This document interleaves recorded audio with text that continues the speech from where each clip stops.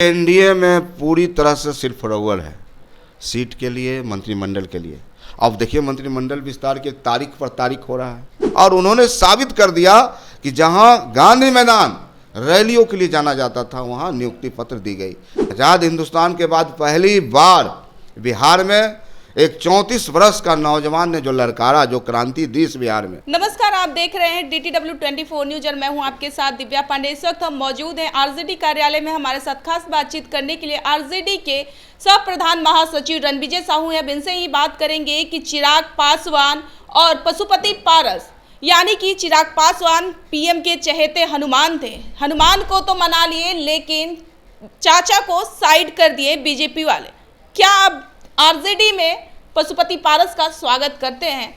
इन्हीं पे बात करते हैं। क्या कहेगा, पशुपति पारस को तो बीजेपी ने साइड कर दिया है, तो आप लोग उनका स्वागत करते हैं? देखिए, पहले तो चाचा भतीजा जो रामविलास पासवान जी जो सपना देखे थे इस बिहार के लिए और देश के लिए, और गरीबों के मसीहा के रूप में इस बिहार में और देश के लिए उन्होंने काम किया। उन्होंने क्या कहा था, उस घर में दीपक जलाऊंगा जिस घर में आज तक दीपक न जला है। तो रामविलास पासवान जी तो गरीबों की सेवा करने का काम किए। आज दलित परिवार, महादलित परिवार को आरक्षण कौन छीनना चाहता है? आज मोहन भागवत क्या बोलते हैं, आरक्षण की समीक्षा होनी चाहिए। हमें लगता है चिराग पासवान जी पूरी तरह से भटक गए हैं। और जो सामाजिक न्याय है, माननीय लालू प्रसाद यादव जी ने जो सामाजिक न्याय का नारा दिया इस बिहार की धरती पर, दलित महादलित सारे लोग माननीय महागठबंधन, माननीय नेता तेजस्वी प्रसाद यादव जी के साथ है। आज ने देखा आपने रैली में, आज़ाद हिंदुस्तान के बाद पहली बार बिहार में एक 34 वर्ष का नौजवान ने जो ललकारा, जो क्रांति दी इस बिहार में, आज लाखों लोग स्वतः आए।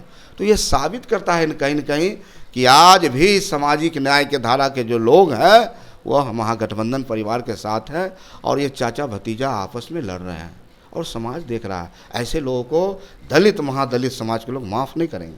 चाचा कह रहे हैं कि हम हाजीपुर सीट से ही चुनाव लड़ेंगे, भतीजा कह रहे हैं हम भी हाजीपुर से ही लड़ेंगे, जमुई से नहीं करेंगे। आखिर चल क्या रहा है? अब किसको मिलेगी सीट वहां से, हाजीपुर से, चाचा को या भतीजा को? अब देखिए, पहले तो चाचा भतीजा आपस में पहले तय करें, चाचा कौन भतीजा कौन।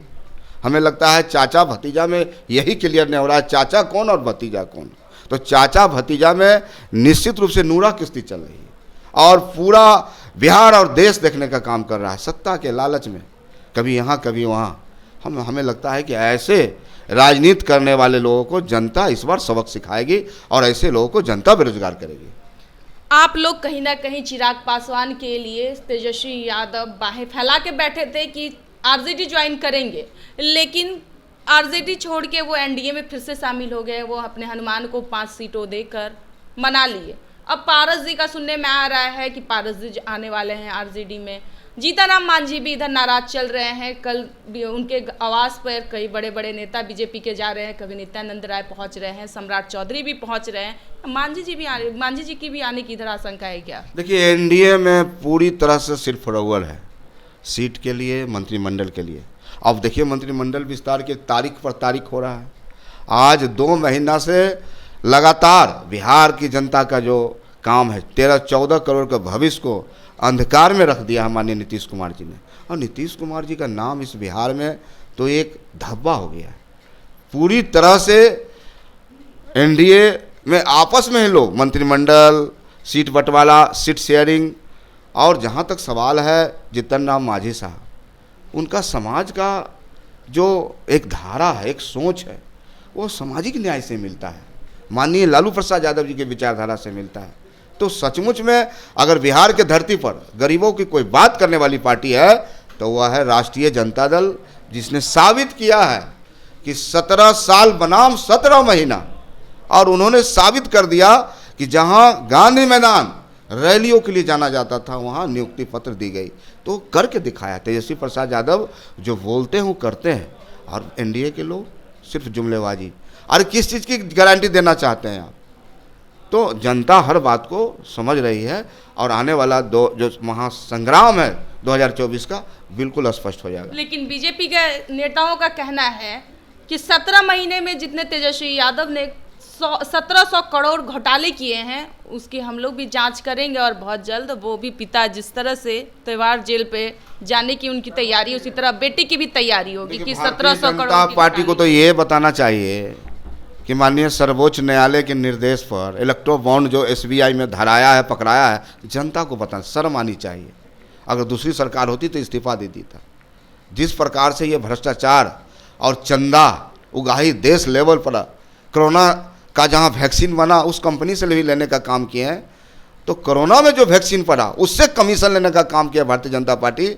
जनता माफ़ नहीं करेगी और जनता हर बातों का अध्ययन करती है। यह बिहार है जहाँ जननायक कर्पूरी ठाकुर और माननीय लालू प्रसाद यादव ने इस बिहार को सींचा है, संवारा है, बुद्धिजीवियों का गढ़ रहा है, समाजवादियों का गढ़ रहा है।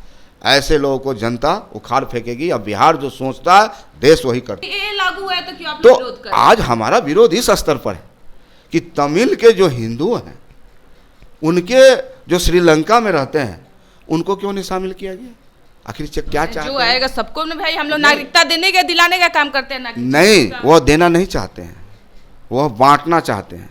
तो जिस प्रकार की राजनीति भारतीय जनता पार्टी के लोग, NDA के लोग, बांटो राज करो, फूट डालो राज करो, तो हमारा विरोध यहाँ है और देश के तमाम लोगों का विरोध है। और हमें लगता है कि जनता तो हर बातों का जवाब देती है, जनता जवाब देगी।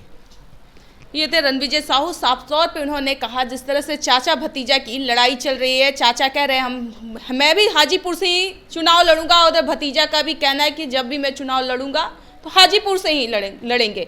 लेकिन रणविजय साहू का कहना है कि पहले चाचा भतीजा अपने में सलाह मशवरा कर ले कि क्या कुछ कहां से आप लोगों को चुनाव लड़ना है, बाद में पार्टी तय करेगी। फिलहाल हमारे खबर में इतना ही। आप लोग देख रहे थे DTW 24 न्यूज।